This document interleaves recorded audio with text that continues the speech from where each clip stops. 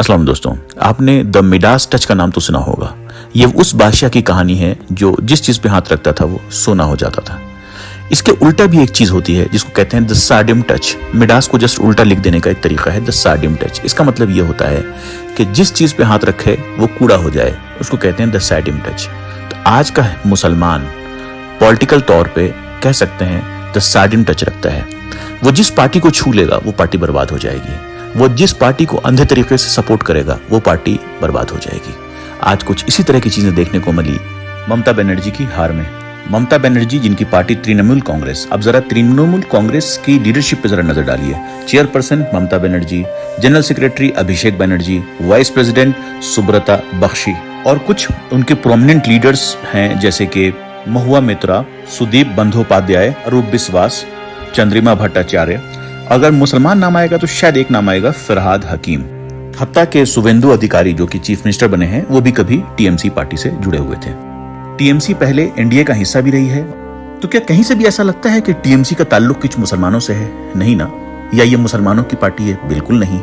फिर आखिर ऐसा क्या हो गया आज कि लोग ममता बनर्जी को ममता बेगम कोई कह रहा है, कोई ममता बानो कह रहा है। महुआ मित्रा जब जहाज पे चढ़ रही हैं तो उन्हें जय श्री राम के नारे उनके सामने लगाए जा रहे हैं, उन्हें चोर चोर कहा जा रहा है।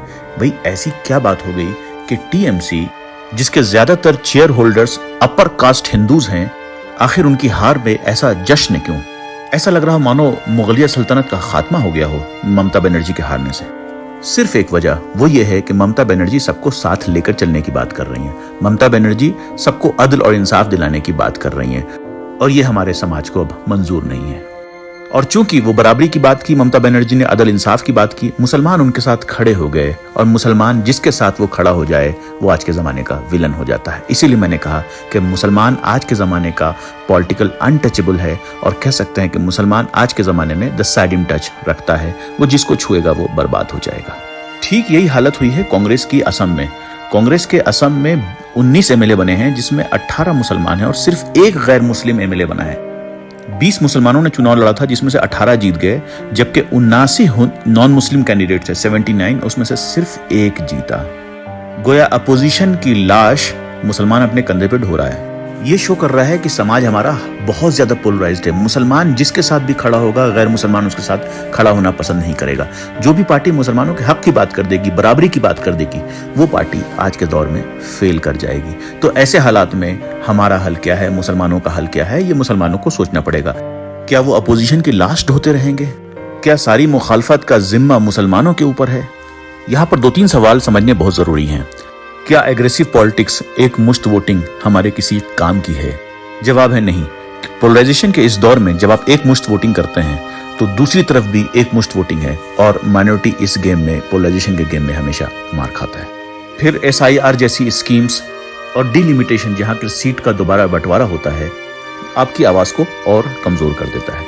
तो एग्रेसिव पॉलिटिक्स से मुसलमान दूर रहे, पॉलिटिकली अवेयर रहे, लेकिन एग्रेसिव पॉलिटिक्स से उसका कोई फायदा नहीं होने जा रहा है। दूसरा सवाल, समाज हमसे क्या चाहता है? लोग आखिर क्या चाहते हैं कि मुसलमान किस तरह से बिहेव करे? समाज चाहता है कि हम मुखालफत करते रहें, हम एहतजाज करते रहें, हम एतराज करते रहें। मेरा एतराज ही आबे हयात है उनका।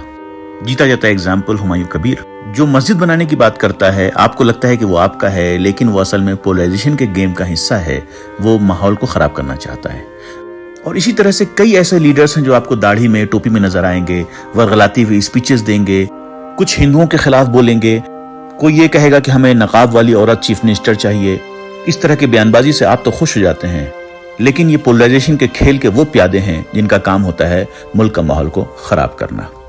तो आप मुखालफत करना बंद कर दीजिए, सोशल मीडिया पे लिखना बंद कर दीजिए, इनके खिलाफ आप बोलना बंद कर दीजिए।